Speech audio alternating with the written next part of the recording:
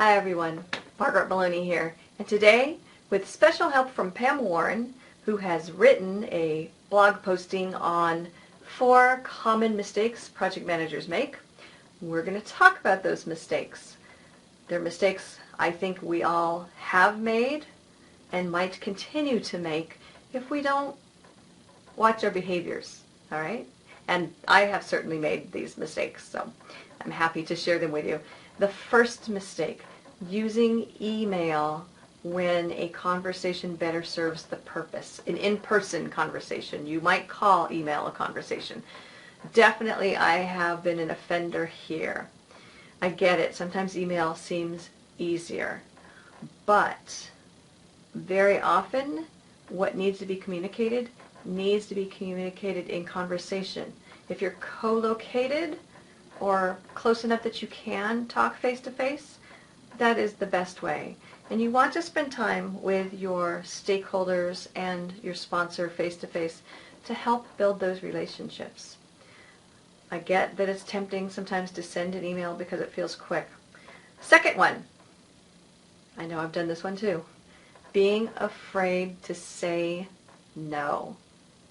In fact, because I knew that I was going to say this today on camera, I actually remembered to say no to something that was, I'll say, one assignment too many that was going to make me be overcommitted. But sometimes in a project, and especially now when you're new, you're afraid to say no to an impossible deadline or an impossible budget because you feel like it's your job to say yes. It's not your job to say yes. It's your job to meet the project objectives and to lead the team to meet the project objectives. And so if from the beginning you don't believe you can, you need to stop and be honest. And that might mean that you do say that something is not achievable, or that you go back to your team and you work together to figure out how it can be achievable or what part of it can be achievable. So we don't want to give a blanket yes. I respect that we don't also just want to say no, that we want to come from a place of here's what we can do. But the first step is to not just say yes to something that isn't achievable, because what is going to happen is you're not going to meet your objectives anyway. And what people won't remember, they will not remember that it was a hard objective to meet necessarily. They'll remember that you said yes. Now the third thing, speaking more than listening. I hate to admit, I've probably done this one too.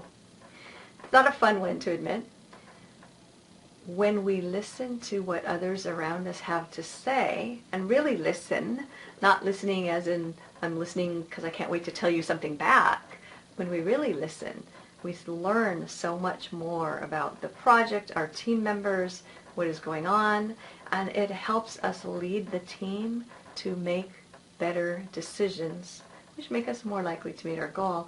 Not to mention that team members who feel listened to feel more appreciated, and it's more likely to help you build your team into a high-performing team. So listen more, speak less.